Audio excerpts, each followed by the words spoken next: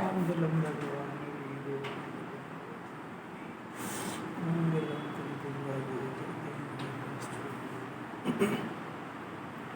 सर्वमंगलम मंगलम सर्वमंगलम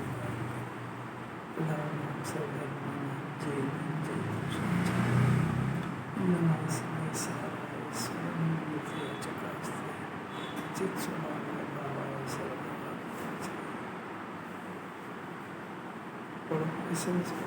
भविष्य में होने वाले मोक्ष वृक्ष की शक्ति वर्तमान में ही तेरे चैतन्य बीज में विद्यमान है। सूक्ष्म दृष्टि उसे विचार में लेकर अनुभव करने से तेरा अपूर्व कल्याण होगा। गुरुदेव गजब की बात है। मोक्ष मार्ग, सबसे पहली बात अनंत भगवान के दर्शन करो। अनंत किसको कहते हैं कि जिनके चार अनंत चतुष्टय प्राप्त हो गए।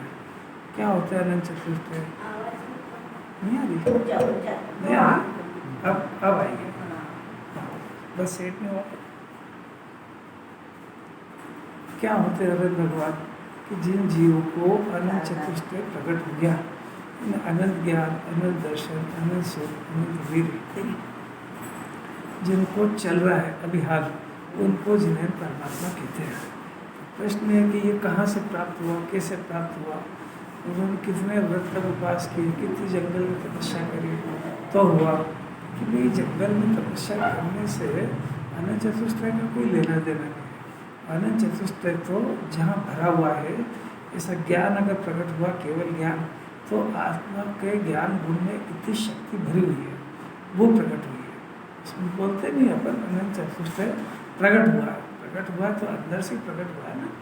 तो अनंत दर्शन, अनंत सुख, अभी जीव को सुख चाहिए तो अंदर में सुख शक्ति यदि नहीं होगी तो जीव को अनंत सुख नहीं आ सकता है। गलती कितनी है कि सुख स्वभावी आत्मा 5 इंद्रिय के विषय में सुख खोज रहा है। इतनी सी गलती से सुख प्रकट नहीं हो रहा है। अगर इतना समझ जाए तो सुख स्वभाव तो है ही सी, तो सुख का अंश प्रकट हो जाए। अगर ये अंश प्रकट हो गया तो ये अंश पूरा व्यक्त होकर के परमात्मा मिल जाएगा। कहना कितना सा शार्ट में कि जीव के अंदर अनंत चतुष्टय का बीज अब भी विद्यमान है। यानी एक बार इसको विचार करना चाहिए कि अनंत ज्ञान, दर्शन, सुख की शक्ति मेरे अंदर विराजमान है और वो व्यक्त क्यों नहीं हो रही है कि मैं उस शक्ति को स्वीकार नहीं कर पा रहा हूँ। और जिन्होंने का काम तो शक्ति बताना है, भरोसा करना है, तो जीव को काम सब बात समझता है, सब बात का भरोसा करता है कि भाई अनाज रखेंगे तो काल पड़ जाएगा तो भी खा लेंगे, भरोसा करता है। ऐसा भरोसा नहीं करता है कि आत्मा के अंदर अगर अपन अपने उपयोग को ले जाएंगे तो अनंत सुख प्रकट हो जाएगा। ऐसा भरोसा नहीं कर पा रहा है। जिनवाणी तो कह रही बहुत, जिनवाणी तो कह रही है कि मेरी सत्ता अनादि अनंत ज्ञान स्वरूप है, कभी मरता नहीं है। और अब इसको भरोसा नहीं है तो मरण के भय से भयभीत है। तो एक तो अपनी सत्ता का भरोसा नहीं है और दूसरा जिन्हें भगवान का भी भरोसा नहीं है। तो वो कह रहे हैं ना कि आत्मा शाश्वत है, कैसे भरोसा करें? भरोसा करना तो इसका काम है। जिनवाणी क्या करे इसमें? सूक्ष्म दृष्टि से उसको विचार, सूक्ष्म से, स्थूल रूप से नहीं समझ में आएगी। पेज नंबर तो अभी शुरू करते हैं, अभी शुरू करते हैं। अभी तो एसएमएस चल रहा है और वो भी इसलिए चल रहा है कि दिन भर इसका विचार करना चाहिए। खाली पढ़ने के लिए नहीं आते हैं। जो खाली अब पढ़ने के लिए आता है तो घर ही पढ़ सकता है, कोई बहुत बड़ी बात नहीं है उसको पढ़ने। और जिसको गुरुदेव की सीढ़ी समझ में आती है उसको तो ज़रूरत ही नहीं है आज सुनने की, क्योंकि वो गुरुदेव की बात अपन कहाँ से लेके आएंगे। और नहीं समझ में आती तो भैया समझो उसको बार बार। तो सब विद्वानों ने उसको बहुत सरल करा है। अपन भी अपनी शक्ति के अनुसार सरल करते हैं, और पकड़ना तो इसका काम है, भरोसा करना तो इसका काम है। सूक्ष्म दृष्टि से, स्थूल दृष्टि से नहीं। स्थूल तो अपन रोज सुनते हैं, सूक्ष्म उसको कहते हैं कि जो बात कही है उसकी अंदर ही अंदर सर्जरी करके उसको पकड़ने का प्रयत्न करें, उसको सूक्ष्म दृष्टि कहते हैं। उसे देखो विचार में लेकर सुनने समझने का नहीं कहा। एक एक शब्द तो देखो जरा, पूरा द्वादशा में भी हर लाइन में मोक्ष मार्ग है। पहले शक्ति को सुनो, प्रकट हो सकती है। सबसे पहले जिन्हें भगवान का स्वरूप देखो, उनकी शक्तियाँ प्रकट हुई है। फिर अपन विचार करो।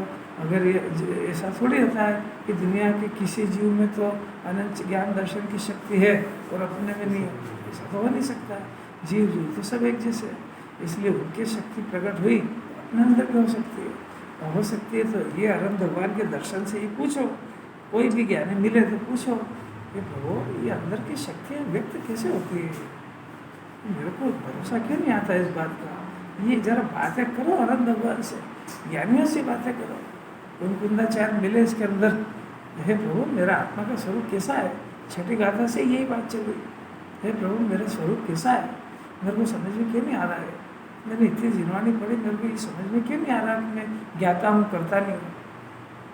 ये समस्या नहीं है, ये आचार्य ही जवाब देंगे इसका। देखो भरोसा नहीं आ रहा, उसको दृष्टि में, उसको विचार में ले उसका रिजल्ट आना चाहिए। अनुभव करो, कल्याण की परिभाषा करो, कल आ गई। अनुभव करने से तेरा अपूर्व कल्याण, अनुभव करने से यदि अपनी शक्ति का भरोसा करेगा तो मेरा अवश्य ही अपूर्व कल्याण होगा। अपूर्व मैंने जो कभी सुख नहीं होगा ऐसा सुख मेरे अंदर प्रकट होगा, ऐसा सूर्य पूरी द्वादशांग निर्माणी का आशीर्वाद है। इतना काम करना चाहिए उसको। बोलो क्या प्रश्न। चलो देखो श्लोक तो हो गया ना, आज तो गाथा है, 203 नंबर की गाथा है। अब यहाँ प्रश्न करते हैं, पूछते हैं कि हे गुरुदेव वह पद क्या है। कितना सुंदर प्रश्न है। देखो भावार्थ के अंदर भी और श्लोक में भी आचार्य ने बार बार कहा कि तू जहाँ सो रहा है वो तेरा पद नहीं है। पद मैंने स्थान, पद मैंने जिस जगह पे जिन्हें है उस पदार्थ को अपना मान रहा है। तो आचार्य बहुत प्रेम से कह रहे कि जहाँ तू जिसको अपना मान के बैठा है वो तेरा नहीं है। जब उन्होंने कहा ना कि वो पद तेरा नहीं है, वो अपद है, अपद है, ऐसे धुन लगाई उन्होंने, तब अपना को क्या प्रश्न होना चाहिए, मेरा पद क्या है। उसने को प्रश्न उसके पहले उन्होंने उठा के जवाब दे दिया। तो प्रश्न उठाया है ना, अमृत चंद्राचार्य ने श्लोक में लेके इस जीव को जिज्ञासा जागृत करी पद की बात लेकर के, और जवाब कुंदाचार्य दे दिया, तेरा पद है गुरुदेव, ये नहीं, मेरा पद क्या है। उत्तर कौन दे रहे हैं, कुंदाचार्य। प्रश्न किसका है, अमृत चंद्राचार्य। अपना प्रश्न बन रहा है कि नहीं, अपना कहाँ से बन जाएगा, वो सुनता ही नहीं ना अपने लिए, क्या करें। अपना प्रश्न बन जाए, ये वो आपने बता दिया ना कि ये पद नहीं है, तो मेरा पद क्या है, मेरे बताओ तो सही। देखो ये पढ़ लिया ना तुमने, प्राकृत नहीं पढ़ा,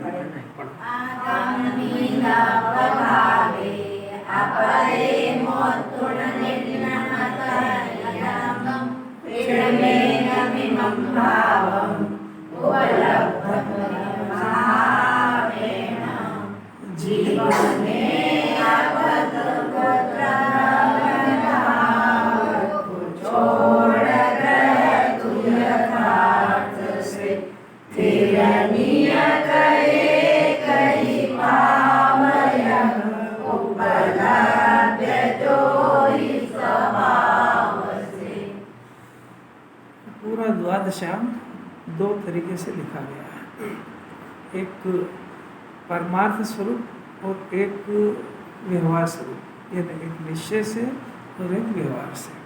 अभी इसके अंदर दोनों बात आएगी। गाथार्थ है, देखो, आत्मा में अपद्भुत द्रव्य भावों को छोड़कर निश्चित स्थिर एक इस प्रत्यक्ष अनुभव गोचर भाव को, जो कि आत्मा के स्वभाव रूप से अनुभव किया जाता है, उसे हे भव्य जैसा है वैसा ग्रहण कर, यानी जान, वह तेरा पद है। प्रश्न क्या था कि आप मेरा पद बताओ। कुंदाचार्य ने अपना पद बताया। पद मैंने रहने का स्थान। अब वो क्या कह रहे हैं, पहली बात है आत्मा में, यानी अब ये हम आत्मा की बात करेंगे और तू संयोग की बात पूछता है कि मेरा पद कहाँ रहे। आत्मा में अपद्भुत, अब अपद्भुत क्या है कि ये द्रव्य और भाव, यानी द्रव्य कर्म, भाव कर्म और नो कर्म, ये जो तीनों हैं ये जीव के रहने के स्थान नहीं है, ये अपन है। इसको इसको अपना पद मान के बैठा है। द्रव्य कर्म, भाव कर्म, नो कर्म। नो कर्म यानी बाहर सामग्री मिली है उसको अपनी मान के सो रहा है। नो कर्म, भाव कर्म और आगादी का परिणाम। अन्य जीव, अन्य पदार्थ उनके भावों को ये अपना मानता है। भाव कर्म उनको छोड़कर मैंने द्रव्य कर्म, भाव कर्म, नो कर्म भी छोड़े नहीं जाते। अपने उपयोग को वहाँ से हटाकर अपने शुद्धात्मा को में लगाना या शुद्धात्मा को स्वीकार करना, इसका नाम छोड़कर। थोड़ा बहुत पल्ले पड़ रहा है कि नहीं?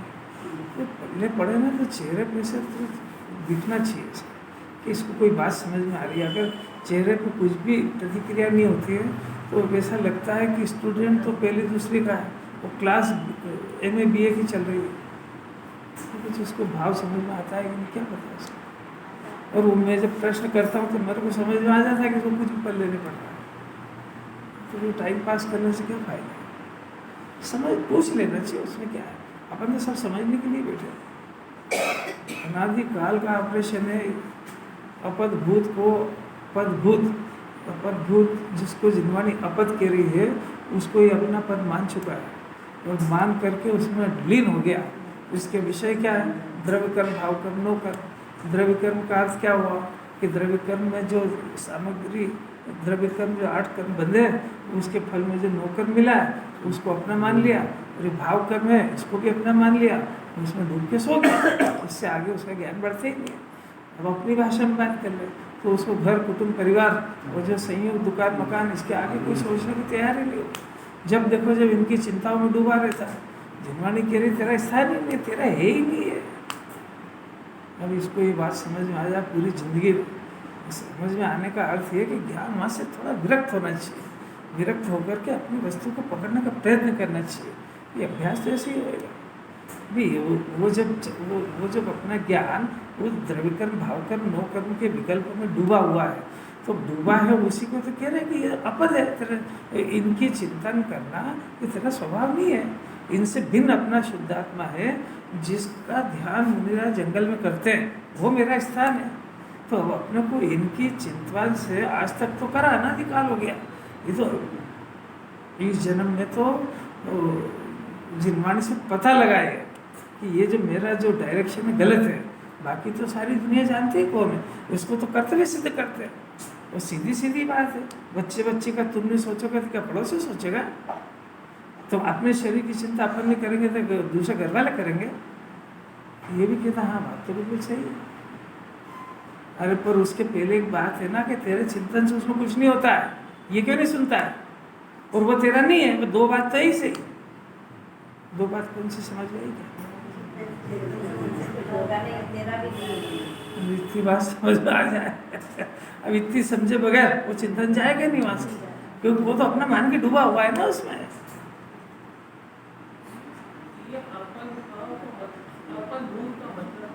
हाँ ये हाल ही तो बता रहे हैं। अपद पहले तो पद का अर्थ होता है रहने योग्य स्थान। पद का अपद माने वो रहने योग्य स्थान नहीं है।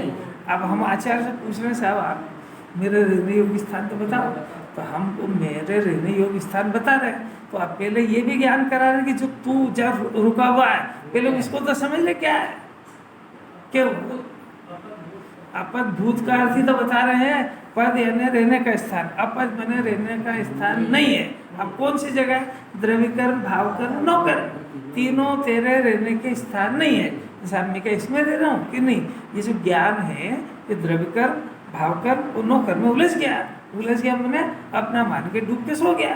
इतना स्पष्ट तो है। अब आपको दिखता है कि नहीं दिखता है? ये अपना ज्ञान 24 घंटे चेक करो कि वो किसके चिंतन में डूबा है कि नो कर्म के चिंतन में डूबा है।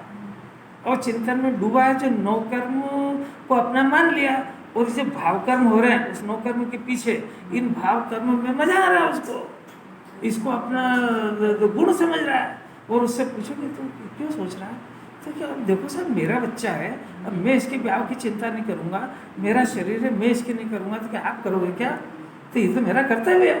कि भी उसके पहले जिनवाणी कह रही है कि द्रव्यकर्म भावकर्म नौकर्म तो है ही नहीं, चिंता की बात बाद में करेंगे। तो ये पद तेरा, ये पदार्थ ही तेरा नहीं है और वो चिंतन में तो दुखी हो रहा है। अब तूने हमसे पूछा है ना कि मेरा पद क्या है, तो ये तेरा ये नहीं, ये भी तो सुन पहले। तो फिर वही प्रश्न आएगा कि मेरा पद क्या है, तो अगली जवाब देंगे। बात बड़ी सीक्वेंस से चल रही है। एक दिन की नागा करने पर उसकी वो लाइन टूट जाती है, इसलिए उसके पल्ले नहीं पड़ता कुछ। और हर बात प्रैक्टिकल है, हवा में खाली सुनने सुनाने से कुछ नहीं होता। अपद भूत है, मैंने सो रहा है कि नहीं, साहब जाग तो रहा है, सो कहाँ रहा है ये बताओ।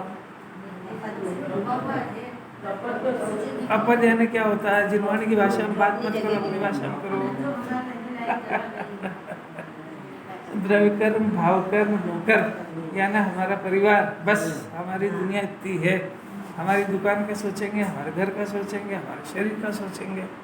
और अगर कोई छेड़ाछाड़ी करे तो हम उससे तर्क करेंगे, क्या पूछेंगे, साहब मैं, अच्छा ये भी कोई अपराध है क्या, शरीर के बारे में सोचना, घर के बारे में। बोले दुनिया में ऐसा कौन सा देव है जो तुमको शरीर के घर के बारे में सोचने की वृत्ति को अपराध कहता हो, और ढूंढ के बताओ।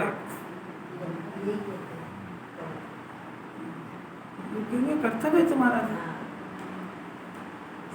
अब इसका, इस जीव का निर्विकल्प होना ये कर्तव्य है, अपने गुणों को पहचानना ये कर्तव्य है, अपने आप को भगवान बनाना ये कर्तव्य है। अपना जीव आकुलता में फंसा है, इससे कैसे बच के निर्विकल्प होए। अपने जीव की अरंश जैसी हो मेरी ऐसी दशा, जैसी तुम ऐसी ये मेरी दशा ऐसी हो, ये करना कर्तव्य है कि उनकी चिंता करना ये कर्तव्य है। ये सोचा नहीं, ये सारी बातें अविचारित है। इसको सुनते से अगर ऐसी लगे, ओह मुझे तो इन बातों की खबर ही नहीं थी, ये तो जिनवाणी क्या बात कर रही है, जगत में तो ऐसी गंध भी नहीं है। ऐसे प्रसन्न चित्त से सुने तो उसके चेहरे पे थोड़ी प्रसन्नता दिखे तो कोई सुनाने का भी मन होता है। ऐसा उठावने में बैठा ऐसा उदास जैसा सुनता है, क्या मालूम समझ भी आती है कि नहीं आती, क्या होगा। इसको लगे कि मेरे मोक्ष मार्ग की लॉटरी खुल गई है, ओहो मुझे तो इन बातों की खबर ही नहीं थी। ये तो प्रथम भव्य श्रोता का चिन्ह है।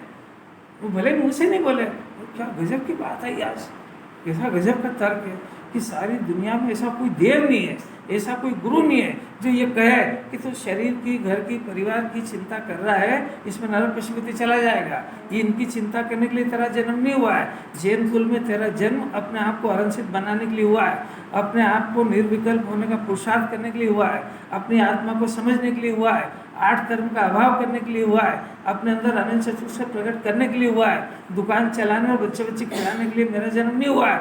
ऐसा एक बार बोलने वाला कोई देव तो बताओ। दोनों में से कौन सा देव पसंद आता है इसको? छाती फट जाए उसकी, जिन्हें देव को पसंद कर लेगा भव्य जीव निहाल हो जाएगा वो। इनकी फिर चिंता में दिखेगा और रहेगा दूसरी चिंता में। अंदर वरण सिद्धों से बातें करेगा, हो मेरी ऐसी दशा जैसी तुम धारिए। इनके साथ जाएगा क्या? वो घर के अंदर तो जितने, कोई नरक जाएगा, कोई पशुपति जाएगा। वो तो जिनवाणी से दूर है, उसकी कोई अच्छी गति होने वाली है क्या? नहीं, समझ में नहीं आई। घर कुटुंब परिवार वालों के परिणाम नहीं दिखते क्या? अरे दिखते हैं कि अंधे हो? दिखता है। अब अपने ज्ञान से पूछो कि अपन उसकी चिंता करें जो नरक पशुपति जाएगा, कि अपने आप को भगवान बना वो चिंता करें? इतनी दो टप्पी सरल के बाद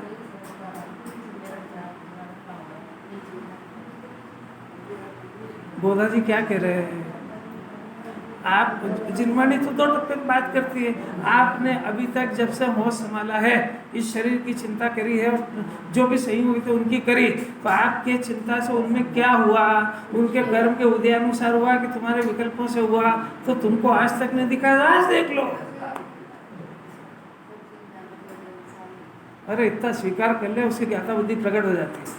क्योंकि उसका जो माथा खराब है ना, वो पद की कर्ता बुद्धि में खराब है। अगर वैसा समझ जाए कि जगत के किसी चेतन या अचेतन को वो द्रव्य पर्याय स्वरूप है, उसकी पर्याय का कर्ता उसका द्रव्य है, मेरी जरूरत नहीं है उसको। वो कर्म के उदय की बात तो छोड़ दो एक तरफ, द्रव्य पर्याय स्वरूप है और उसमें जो पर्याय हो रही है उसका कर्ता उसका द्रव्य, अपनी कोई जवाबदारी नहीं। इतना अलौकिक बात है, इतना नहीं समझता, यही तो बात है। यही तो कह रहे जिनवाणी आँख खोल रही कि ये दूसरे के भविष्य सुधारना चाहता है, और जिनवाणी कह रही तेरा तो सुधार ले, पहले तेरा तो नक्की कर ले कि कौन सी गति में जाएगा। ये वो क्या कर रहा है यहाँ जिनवाणी से परिचय करा रहे। अब अभी कल की बात है, कल क्या हुआ कि ये लोग गए थे सनावत साधन नगर से। अब रास्ते में शिखर जी से वहाँ से सिल्वरपुर से निकली बस, रास्ते में खराब हो गई भर जंगल में। अब वो हमारा बच्चा भी था भावना का, अब वो उसको फ़ोन लगाया मैंने, बोला नाना जी भर जंगल में गाड़ी खराब हो गई और रात का टाइम है। तो मैंने कहा तो भैया सभी में उथल पुथल हो रही होगी, भर जंगल है और गाड़ी बिल्कुल बंद हो गई, अब क्या करें, कैसे आएंगे। तो मैंने उससे कहा, तो उसने इतना सुंदर जवाब दिया, बच्चा भी समझता कुछ नहीं है, थोड़ा बहुत रंग है, कि चिंता करने वाले इतने जने तो मैं क्या करूँ चिंता करके। अरे गजब है इतने में तो। मैंने कहा यही तो जिनवाणी सिखा रही है उसके चिंता से कोई बस जल्दी रवाना हो जाएगी कि ये हो जाएगा, कर ले। तो भाई मेरे इतने बड़े बड़े लोग हैं जो प्रायोजक है, वो उसको फ़ोन लगा रहा है वगैरह वगैरह, गाड़ी की सब व्यवस्था, मैं क्या करूँगा चिंता करके। मैं तो मेरे जो सुन रहा हूँ कर रहा हूँ, भले कुछ भी कर रहा है, पर उसकी चिंता का निर्विकल्प होने का कितना बढ़िया उत्तर है। ऐसा अगर ये जीव समझ जाए कि मैं जिसकी चिंता कर रहा हूँ वो तो ऑलरेडी पर्याय स्वरूप है, उसके तो ऑटोमेटिक कर्म बंधे हुए हैं, तो उसके सब उदय अनुसार होगा, उसकी बुद्धि अनुसार होगा कि मेरे अनुसार होगा। तो अपने ज्ञान को वहाँ काहे को बर्बाद करना, वो ज्ञान अपने को आत्मा समझने क्यों नहीं लगाना उसको। इतने से दो टप्पी बात तो समझा रहे। भूपेश जी बोल के बताओ, निर्विकल्प होने के मंत्र हैं ये। आचार्य तो बहुत प्रेम से जगा रहे हैं, देख भैया द्रव्यकर्म भावकर्म नौकर्म है, इनको छोड़कर निश्चिंत स्थिर, देखो ये इनको छोड़कर बता दिया। अब आचार्य उसका जवाब दे रहे हैं प्रश्न का, छोड़कर क्या करूं, निश्चिंत हो जा, पहले से चिंता रहित हो जा, फिर स्थिर हो जा काय में कि आत्मा स्थिर तत्व है। ये जो संयोग है द्रव्य कर्म नौकर्म भाव कर्म, ये अस्थिर है। आत्मा स्थिर तत्व है, एक है मने वो बदलती हुई दशा वो नहीं है, बदलती हुई दशा पर्याय और संयोग है। आत्मा तो एक रूप है और इस प्रत्यक्ष अनुभव गोचर है। शाश्वत आत्मा यही रहता है कि प्रत्यक्ष भी है और अनुभव गोचर भी है। ये अनुभव गोचर भाव को जो कि किसी को शंका हो जाए तो उसको आत्मा के स्वभाव रूप से अनुभव किया जाता है। उसे हे भव्य जैसा है वैसा ग्रहण कर, मैंने द्रव्य जैसा है वैसा ग्रहण कर, मैंने अपने ज्ञान में उसको वैसा जान।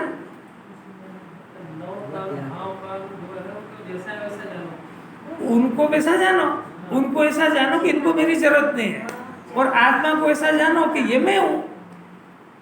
अच्छा आपसे पूछ रहे हैं पुत्र के बारे में, आप जवाब दीजिए, जैसा है तैसा। अब बोलो क्या कहना है? आपसे पूछा है पुत्र के संबंध में, आप अपनी ओपिनियन दीजिए जिनवाणी के अनुसार। बहुत बढ़िया, वो अपना नहीं है, वो अपने नहीं सुनेगा, यहाँ से स्टार्ट करो, उसी में तो छाती फटती है उसकी। हाँ तो बोलो ऐसा उसका स्वरूप है कि नहीं, ऐसा उसका है कि नहीं कि वो अपना नहीं है, वो अपनी नहीं सुनेगा, अपनी इच्छा अनुसार परिणाम नहीं करेगा, उसके भविष्य के लिए उसके उदय की जवाबदारी वो खुद लेकर के आया है। वो पूर्व जन्म से अपना पोटला लेकर के आया माथे पे, कहाँ रहेगा, कहाँ कमाएगा, कहाँ खाएगा। आपको उसके ज्ञान और राग की आवश्यकता नहीं है, ये जैसा है तैसा जानो। तो ये पुत्र के संबंध में ज्ञान हुआ। अब अपने आत्मा के संबंध में ये कैसा है कि अनादि अनंत है, नित्य है, एक रूप है, अनंत गुणों का पिंड है, स्थिर है, और इसको किसी ने बनाया नहीं है, ऐसा जानो। इसका आश्रय लेने से मोक्ष होगा, ऐसा जानो। उसकी चिंता से आश्रय बंद होगा, ऐसा जानो। तो बोल के बताओ जरा। एक रूप ऐसे अलौकिक रहा। ऐसा अनुभव करना मेरा स्वभाव ऐसा है। मैं फोटो के बारे में जाना जैसा वैसा है, तो साथ में मेरी आत्मा के बारे में भी जाना हुआ, साथ में होगा कि नहीं ऐसा? पहले आपको इतनी बात समझ में आई? पुत्र का स्वरूप बोल के देखो, बोलो, पहले बोलो। पुत्र का स्वरूप वैसे ही जैसा मेरा नहीं है। अरे कैसा अलौकिक। जरा जरा घर के बारे में बोल के देखो। हाँ बोलो, घर के बारे में बोलो। जिस घर को हमने बनाया पूरी जी जान लगा के सारा, उसके बारे में अपने मुंह से कहना ये पुद्गल परमाणु का ढेर है, ये मेरा नहीं है, इसमें मेरी बिल्कुल नहीं चलेगी, या तो मैं इसको छोड़ के चला जाऊंगा या ये चला जाएगा।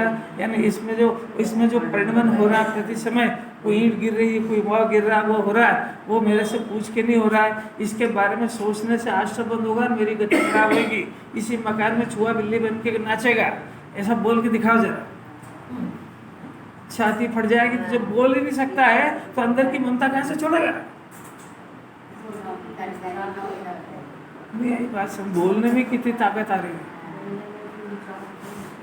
ये शरीर है, ये शरीर मेरा नहीं है, पुद्गल परमाणु का ढेर है, इसमें मेरी नहीं चलती है, ये कर्म के उदय अनुसार परिणमन करता है, ये मिट्टी का ढेर है, अपने क्रमबद्ध में बिखर जाएगा, इसका मेरा कोई वास्ता नहीं है। इसके बारे में सोचने को जिनवाणी आर्त ध्यान के रही है, इसी के अंदर अपना शुद्धात्मा बसता है, उसका विचार चिंतन करने से अपना आत्मा का परिचय होता है, समझ मोक्ष होता है, और वो अनादि अनंत एक रूप रहने वाला गायक है, शरीर संयोग है, क्षणिक है, कर्म के उदय की प्रॉपर्टी मेरी नहीं।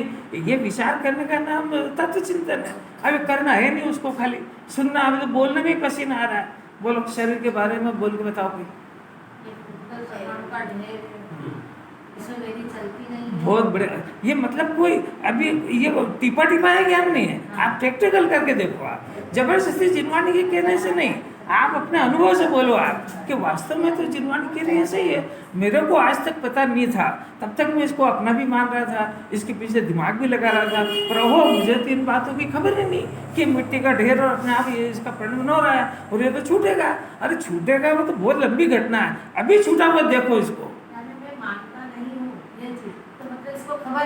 खबर नहीं है ना, यही तो बात है। ये आज इसको जैसे ज्ञान में बात टकराई तो इसको एकदम से होना चाहिए ना। अरे भाई, मैं इतने दिन से भीख मांग रहा था, आज मेरे को पता लगा कि मेरे 2 फरसी के नीचे धर्म गड़ा हुआ है। पुराने बुजुर्ग और जो आज मेरे को जिसने संदेश दिया, तो सबसे पहले तो उसको ढोक देगा, मिठाई खिलाएगा 5 किलो।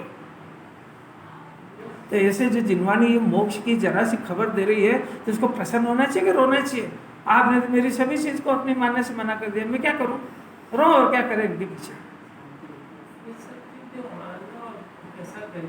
किसके आधार से करो, वो आधार तो मेरा अंदर से। तो आप ढूंढो ना, आपको नहीं समझ में आ रही तो ढूंढो। यही तो जिनवाणी की रही है। ये अरे यही उसको अगर समझ में आ जाए तो द्वादशाई जिनवाणी में कहने ही क्या। और प्रश्न ही तो यही है कि हे प्रभु, आप जिस आत्मा में रमते हो उसका स्वरूप ही तो मेरे समझ में नहीं आ रहा, क्योंकि वो अरूपी है, अमूर्तिक है, आँख का विषय नहीं है, जानन देखनहार है, और वो अपने सुख दुख भी उसके अरूपी है। वही तो समझने के लिए पूरा द्वादशा है, तो उसी को समझाने के तो इतनी सारी मेहनत कर रहे हैं। तो उसमें जो है, अगर इसको सिर्फ अस्थि अस्थि से कहेंगे, आत्मा नित्य है, एक रूप है, अनंत गुणों का पिंड है, बस हो गया खत्म। क्या समझेगा ये?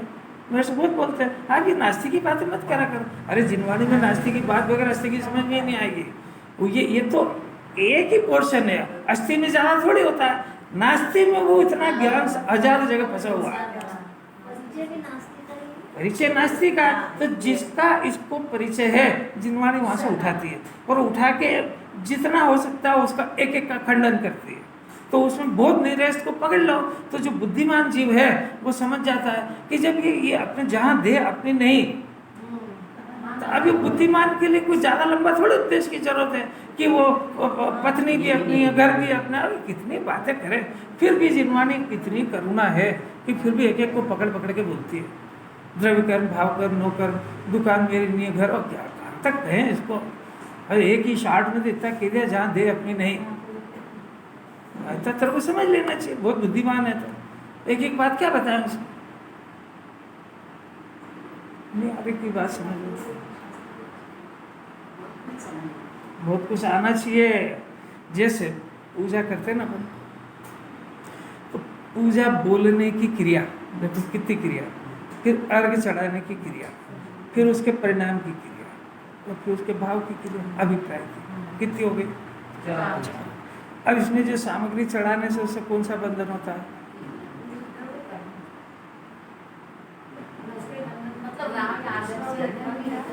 जितना पूछ रहे हैं उससे ज्यादा ज्ञान को लगाने की जरूरत नहीं है। उद्गल की क्रिया से कौन सा बंधन होता है? कोई बंधन नहीं होता है, क्योंकि वो जड़ की है, वो उद्गल परमाणु का प्रणवन है। वो इस काल में होने वाला था, मेरे को भ्रम हो गया कि मैंने चढ़ाया, तो वो उद्गल की क्रिया से जीव को कोई बंधन नहीं होता है। अब दूसरी बात है कि वो भाषा बोली उससे,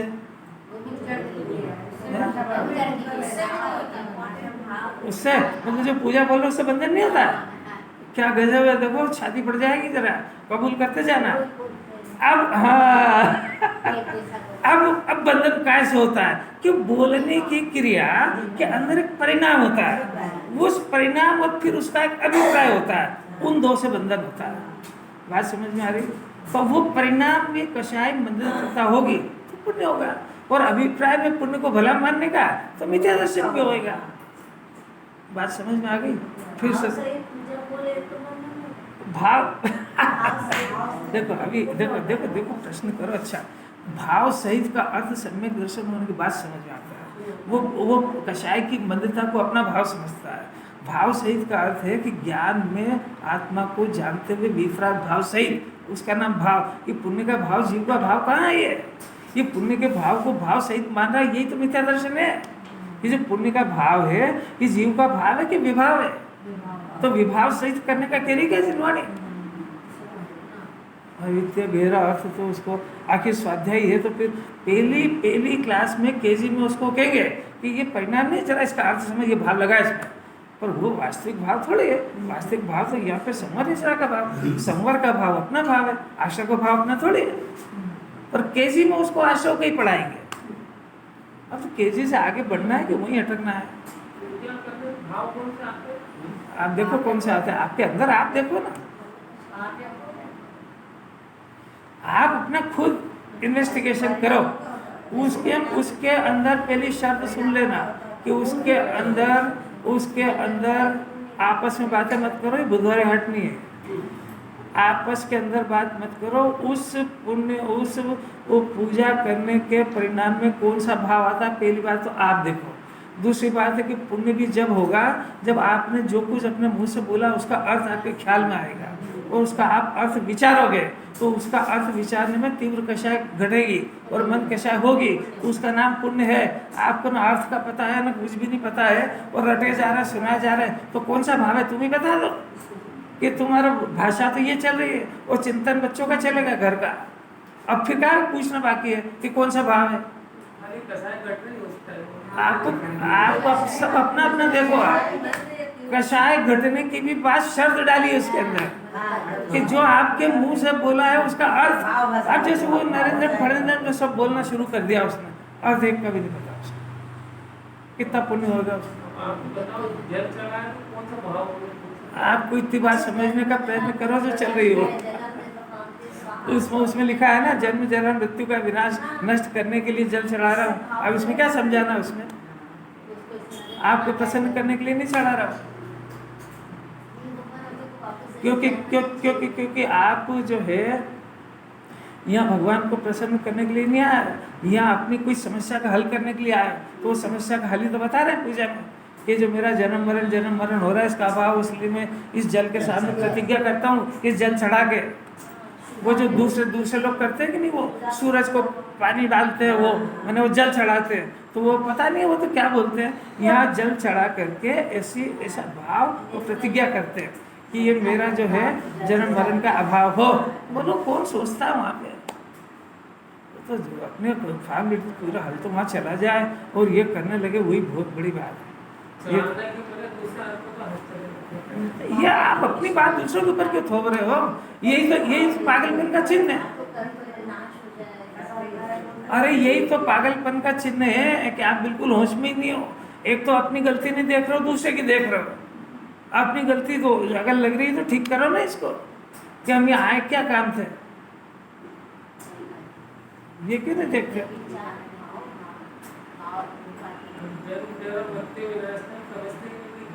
तो कब समझोगे, कब समझोगे, कब समझोगे? यही तो मौका है। सारी दुनिया अगर ये प्रश्न करे, यहाँ नहीं आने वाला करे तो बात समझ में आती है। यहाँ आने वाला करे तो मतलब अभी तक स्लीपिंग में रहा हो, कुछ सोचते ही नहीं रहा, मुर्दा बन के बैठा रहा यहाँ पे, खाली गर्दन हिलाता रहा, पल्ले कुछ भी नहीं पड़ी उसके। अभी वितराग भाव सिखा रही जिनवाणी, द्रव्य सिखा रही, पर्याय सिखा रही, बहुत सूक्ष्म है, उसको पुण्य करने की भी तमीज नहीं आ रही है। अपने परिणामों में पाप हो रहा है, यही समझ में नहीं आ रहा है। फिर से पूछता हूँ, देखो पूजा में समझ में आ गया? अब जो हमने सत्य बोला या झूठ बोला, कितना पाप हुआ, कितना भाषा वर्णना तो परिणाम। तो फिर सत्य बोलना झूठ बोलना क्या है? कि वही बात है कि वो सत्य और झूठ वो परिणाम से होता है और भाव से बंधन होता है, भाषा वर्णना से नहीं होता है। जैसे ऊपर से तो बहुत सही बोलता है, परंतु परिणाम तो बंधन भाषा का होता है कि परिणाम का होता है। इतना समझ जाए ना तो फिर ये बोलने की चापलूसी और मायाचारी खत्म हो जाएगी उसकी। ये समझता है कि मैं ही जानता हूँ, तो वो तेरे परिणाम, उसको सबको अवधि ज्ञान है, वो सब जानते हैं। वो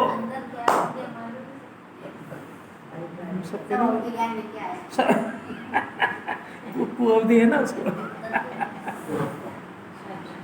अरे क्या दूसरे का क्या देखना है, विरात्मा है दूसरे को। अब वो तो गलती कर रहा है, जब तो चार गति भटक रहा है। अपन अपने, अरे अपने घर की गंदगी अपन साफ करेंगे, दूसरे घर की जाके करें। अपने अंदर क्या कम गंदगी फंसी हुई है क्या? अरे गटर होती ना घर के अंदर, तो अपने घर की साफ करें कि पड़ोसी की करें?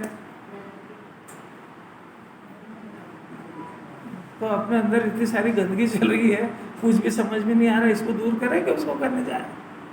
बोला जी सरल है कठिन। बच्चे को सुधारे कि अपना करियर सुधारे?